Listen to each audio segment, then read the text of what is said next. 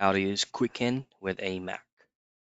First things first, Quicken is actually a wide range network in which you could also use an operating system specifically for your Mac.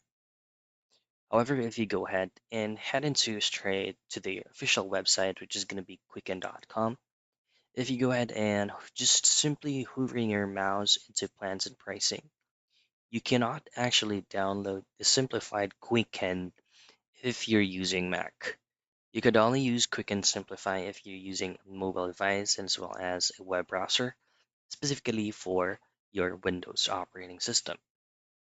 In here, for you to be able to download this, you need to have at least subscribed to either to their Classic Premier or to their Classic Deluxe.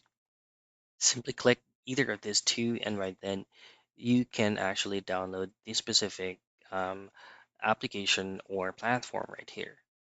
Once you've successfully downloaded it, it will surely ask for your bank credentials and just simply locate your bank directly from Quicken so you can start and set up your account. That is how you use Quicken with a Mac.